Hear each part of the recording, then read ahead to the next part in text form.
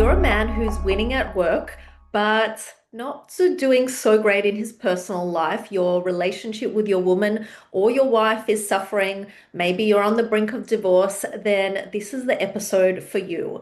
Because I want to tell you the three key skills that you need to be a great husband in her eyes. And these are the same three key skills or traits that make you a great leader. And these skills are transferable from work to home, but unfortunately, many men never cross this bridge. And I'm going to share these insights for you today so you actually have the foundations of what it takes to be a great husband in 2025 and beyond. And this is not your fault if you don't have these skills, so don't turn away from this video. If this is making you feel uncomfortable, by the end of the video, everything will be clear. They're in your capability, they're natural to you, but maybe society, the media, or even your woman is telling you that this is not what she wants. But after working with hundreds of men and helping them save their marriage in the Mind Heart method, I've learned a thing or two about what it takes to create a satisfying relationship, what a man needs to do to lead in his relationship, and also what actually brings in a lot of financial and professional success for a man without having to do any more work. And these elements are completely linked. So this is why there are three key characteristics that make a great husband, and they're exactly the same key characteristics that make a great leader. So you may already be doing some of these. Let's see if you're ticking all the boxes, because if you are, then this is exactly what a woman needs, desires, and craves from a man. And she may not be able to tell you, or she may not be able to know this herself. So if this is something you're interested in, if you're interested in having a relationship with a woman, keeping her loyalty, love, and making it feel really good instead of like, a ball and chain or a chore or life sentence, then this is really going to help you. So, the first key quality of being a great leader and being a great husband is you have an open heart. It's unlikely that they're teaching this in the management books, or, not sure if ChatGPT is going to tell you this, but that is the first key quality of being a great leader. Some of the most revered leaders, they're revered for their hearts, right? Martin Luther King, Gandhi, unlike leaders like Hitler and Stalin, right? There's a big difference. That these men had open hearts. They had a bigger vision. They really cared about the people they were leading. They cared about their followers. So what does this mean for a man to have an open heart? It means that you're leading from love. You truly care about your wife, your family, and you're not leading selfishly. You're leading with their best interests in mind.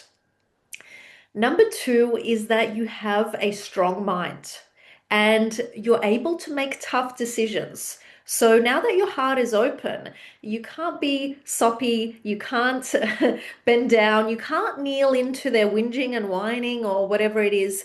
You need to hold out for the vision. You are a leader, you're leading them to a bigger vision, right? And you're leading them in favor of the vision of their greater good, of the relationship's greater good. So when it comes to you and your wife, you may have to make tough decisions. You may have to correct her, which will not always feel good in the moment. You may need to push her past her boundaries emotionally, potentially in the bedroom, but you're doing it for a greater vision. And it's safe to do that because you're leading from the heart, you're leading from love. So you need to have a firm mind. Otherwise, a woman, as you know, as you probably already experienced, a woman is always testing you. She's testing you to find out if you're strong, if you're safe, if you can lead her. That's why women test. And she's going to test you with logic. So you can't get into an argument or bend to her logic or bend to her will and get into sort of this wife-pleasing behavior. So you must have a firm mind. You must be able to make tough decisions. You must be able to hold out for the greater good, for the vision, for the woman that you love, for your family. And number three is you have a firm spine. What this means is you have balls. You cannot be a great leader if you're leading as a popularity contest. You're trying to win the people's favor. You're trying to win your employees' favor. You're trying to please your wife and give in to her every demand because you don't like her screaming or being upset or giving you the silent treatment. You have to have balls. You have to be firm. This means developing a backbone and developing a spine. Because without this element, the other two simply don't have a legs or a spine to stand on. So you need to be firm in your approach. And if you study all great leaders, they all have this. They lead from the heart, they have an open heart, they lead from love. It isn't about ego, they're not leading from the mind or strategy or manipulation. People follow them because there's a true vision. There's a feeling that they're going to be looked after, that they feel safe. You don't have to force, you don't have to micromanage. People simply follow you. They desire to be in your field, in your energetic field, under your wing, under your leadership.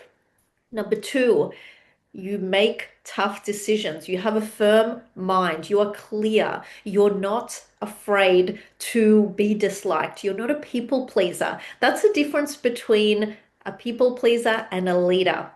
A leader sometimes will get backlash. They're not going to please everyone. Your wife is not always going to be happy or pleased all the time. But if you try and please her, what you're going to find, you're going to have a demanding, spoilt wife who wants more and more and more. So you've got to make the tough decision. This is the same as with children, right? It's the same approach. You can't always give your children exactly what they ask for because we all know what that creates. And number three, you need a firm spine. In order to lead, in order to be a husband, the head of the household, you need to have a backbone.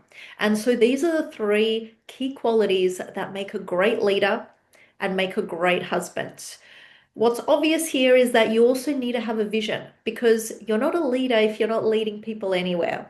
If you're just surviving, if you're just doing the day to day, then it's likely you're not leading. You may be the breadwinner, you may be a leader at work, but you're not leading at home if you don't have a vision for the relationship, for your family, for yourself. So I want to ask you, and you can let me know in the comments, do you meet these criteria? And if so, what are the results you're getting in your life? Because if you don't have a woman that is loyal to you, that looks up to you, that goes towards you with intimacy and affection and submits to you, it's likely you're not leading at home. And if you're not doing that at home, it's likely you've got gaps in your work life as well.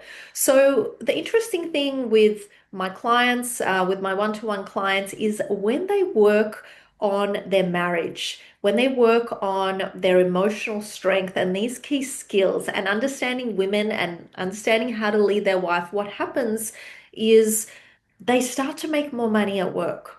Their staff become more satisfied. Their KPIs are improved. Everything becomes exponential with them working less, right? Because these areas of their life start to have some light shined on them, right? And things start coming into balance because you are the common denominator, particularly when it comes to your relationship. The way that a transformation happens, the way that I'm able to help my clients in 90 days or less, and why I know that these techniques work is because you are the alpha male. Your nervous system is dominant. And this is why couples therapy usually doesn't work and leads to separation, because simply talking about the matter isn't going to improve things.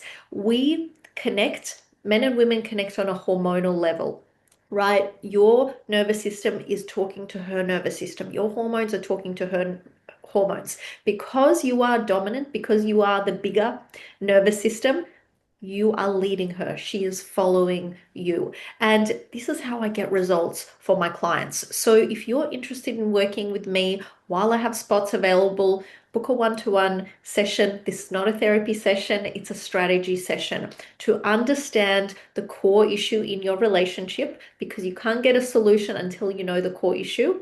And in the session, you will know. You're not going to leave confused. You're going to have complete clarity on the practical next steps you need to change to get your desired outcome, which is to create a satisfying relationship with loyalty, love, and intimacy that develops with time like a fine wine. If you'd like more information, if you want more content to help your relationship, watch my free masterclass in the link above. That's going to help you to understand how the mind heart method works, how I get results for my clients, and why my method is completely different to anything else you're going to find on the internet. So I hope this was helpful. If it was, give me an emoji below, give me a comment. This lets me know that you're enjoying this content, that it's helping you, and then I can make more content to help you in your relationship and save your marriage.